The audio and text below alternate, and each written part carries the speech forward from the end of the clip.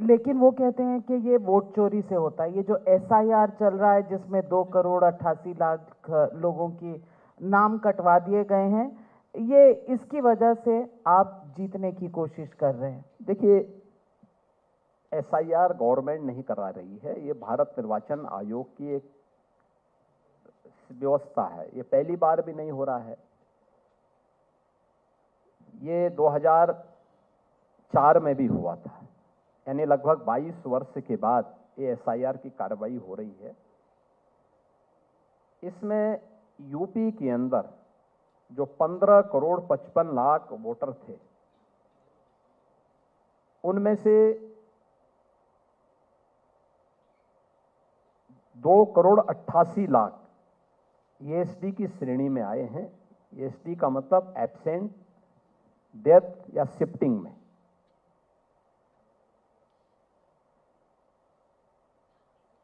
दो 2004 में जब उस समय एसआईआर की कार्रवाई हुई थी, तब प्रदेश में समाजवादी पार्टी की सरकार थी, और जब ये कार्रवाई संपन्न हो रही थी तब केंद्र में कांग्रेस की सरकार थी। देखिए, आप देखें ना, इसी को कहते हैं कि चोर की दाढ़ी में तिनका, क्योंकि इन लोगों ने गलत नाम डलवाए थे। एसटी की श्रेणी में ये जो नाम आए हैं, इनमें से 46 से 47 लाख नाम ऐसे हैं जो डेथ की श्रेणी में, जो मरे हुए हैं। काफी ज्यादा एब्सेंट हैं या डुप्लीकेट हैं। डुप्लीकेट में वे नाम हैं जिनके एक ही नाम से कई जगहों पर एक ही बूथ में उनके नाम आ रहे हैं, या एक ही परिवार में 25-25, 30-30 लोगों के नाम आए हुए हैं। और तीसरी श्रेणी है शिफ्टिंग की। शिफ्टिंग की अक्सर हमारी भारतीय मान्यता क्या है कि बेटी की शादी 25 या 30 साल की उम्र में हो जाता है।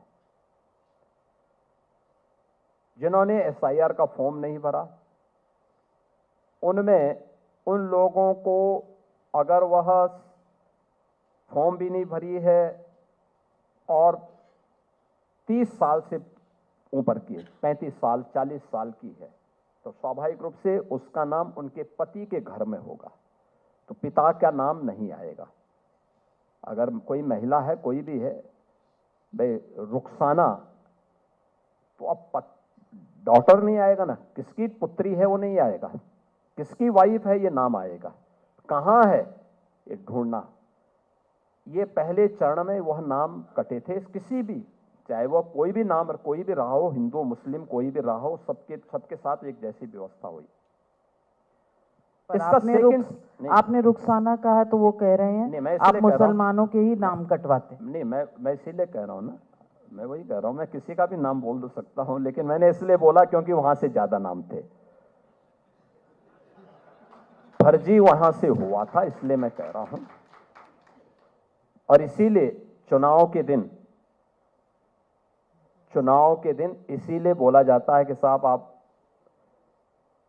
किसी को भी वोट डालने तो समाजवादी पार्टी के द्वारा और कांग्रेस के द्वारा ये वकालत की जाती है कि साहब किसी को बिना आईडी प्रूफ के वोट डालने तो। क्या मतलब है इसका? क्या मतलब है इसका? आपको अपना आईडी प्रूफ दिखाना होगा, और अगर महिला कार्मिक है तो महिला कार्मिक अगर आपको देखना, बुर्के के अंदर बैठ करके महिला है पुरुष है, कौन इसके बारे में जानेगा? ये जानने का अधिकार जब भारत निर्वाचन आयोग एक व्यवस्था के तहत देता तो फिर ये लोग विरोध क्यों करते हैं? उसका तरीका एक ही कि मतदाता सूची ठीक हो। भारत निर्वाचन आयोग को हम इस बात के लिए धन्यवाद देंगे कि उन्होंने एसआईआर के माध्यम से एक सही मतदाता सूची लाने की कार्रवाई को आगे बढ़ाया है। हाँ, विसंगतियां होंगी, उसको ठीक करना, उसके लिए भी दूसरे फेज में क्या कार्रवाई चल रही, जैसे वर्तमान में कार्रवाई चल रही है। अब जो नए मतदाता हैं, 1 जनवरी 2025 को जो नौजवान 18 वर्ष का हुआ है, वह मतदाता सूची में अपना नाम भरा सकता है। इसके लिए फॉर्म 6 भरना है। उसकी ड्राफ्ट सूची आ चुकी है। एसटी के बाद जो ड्राफ्ट सूची इन्होंने बनाई है वह इन्होंने जारी कर दी है। भारत निर्वाचन आयोग ने जारी कर दी है, उस सूची के बाद वह हर एक राजनीतिक दल को उपलब्ध हो गई है। हर एक राजनीतिक दल उसको देख रहा है। अब हर दल का यह दायित्व बनता है कि अपने बीएलओ, ये भारत निर्वाचन आयोग के हैं, हर बूथ लेवल अफसर, लेकिन बीएलए, बूथ लेवल एजेंट, यह राजनीतिक दलों के हैं। तो राजनीतिक दलों के जो बीएलए हैं, उनका दायित्व बनता है कि वह इस पर आपत्ति करें सूची को देख करके। किसी का नाम कटा है या किसी का नाम जोड़ना है, तो जोड़ने के लिए फॉर्म 6, और अगर किसी का नाम कटा है उसके लिए फॉर्म 8 संशोधन प्रस्ताव प्रस्तुत करें कि निसाब वह ईएसटी की श्रेणी में नहीं आता, बल्कि वह व्यक्ति फलानी जगह में रह रहा है, काम कर रहा है, आप उसका नाम डलवाइए, उसका फॉर्म हम दे रहे हैं, उसका आईडी प्रूफ आपको दिखाना पड़ेगा। अगर कोई भी नाम वो किसी भी जाति, मत, मजहब का रहने वाला हो, संप्रदाय का रहने वाला हो, अगर उसका नाम वह मृत है और उसका नाम जबरदस्ती चढ़ गया है, आप उसके लिए फॉर्म 7 भर दीजिए।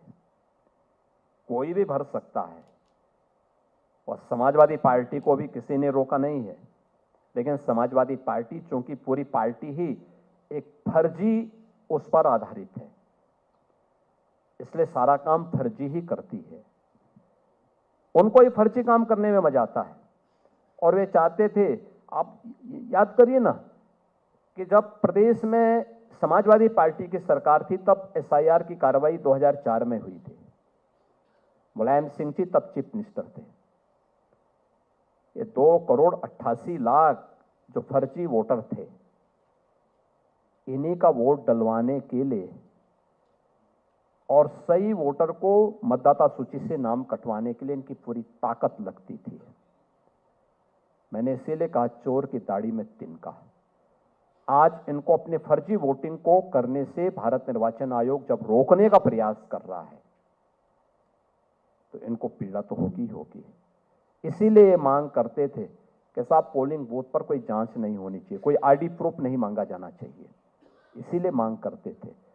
ये चोरी सीधे सीधे डकैती है। ये एक वास्तविक मतदाता के हक पर ये डकैती डालने का काम कांग्रेस और समाजवादी पार्टी करती थी, और उस डकैती को जब भारत निर्वाचन आयोग रोकना चाहता है, तो ये लोग इस प्रकार का न्यूसेंस क्रिएट कर रहे हैं।